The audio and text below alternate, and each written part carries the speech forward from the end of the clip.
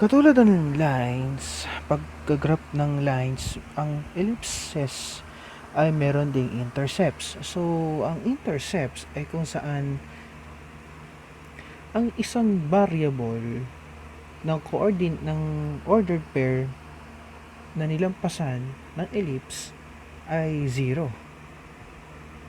Tulad dito, ito ay isang intercept, that is y, 0y, okay, 0y, kasi nasa 0 axis siya ng y. Ito naman ay negative x 0, so nasa negative part siya ng x, 0 ang kanyang y. Ito naman ay negative y 0, 0 baliktad, negative y, kasi nasa negative part siya ng y.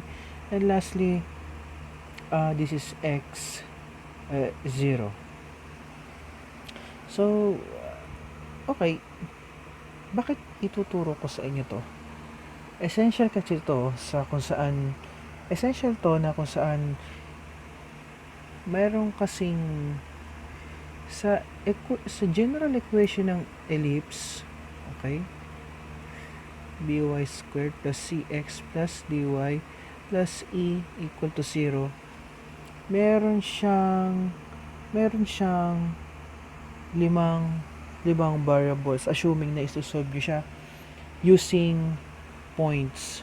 Again, ang ellipse ay may apat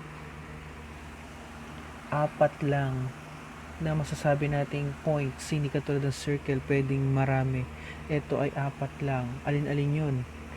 Assuming na wala siyang intercept, nakaganyan siya. So, ang apat na yon ay ito, at ito. Hindi ko pwede i-consider ang center. Bakit?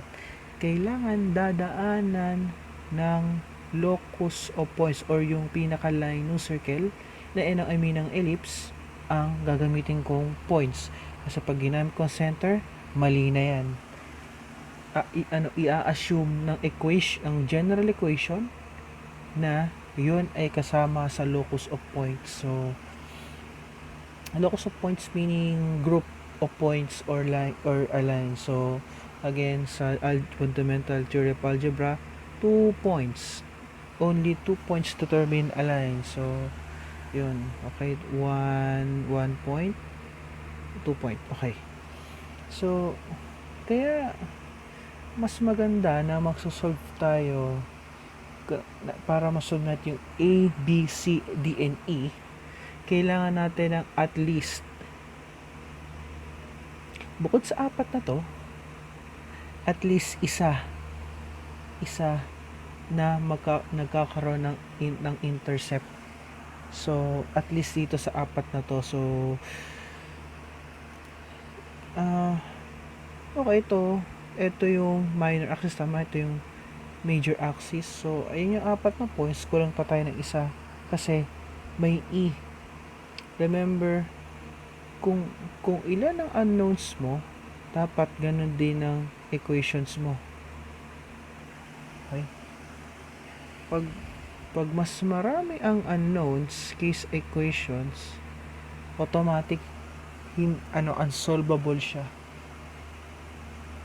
Well, obsolvable pero may kulang na isang variable, assuming na nag-solve kayo ng standard form and general form ng circle, kukulang kayo sa E. So, okay, again, intercept, parang line, okay? Para ito si line. Ito yung y-intercept niya. Tapos, hindi lang y-intercept, meron ding x-intercept. Okay, line, merong x and y-intercept. Okay, sa ellipse, ganun din. Pwede siyang apatan. Okay, pwede siyang apatan. Pwede siyang dalawahan. So, depende sa magiging labas ng circle, kung isang ellipse, kung ano ang fifth point.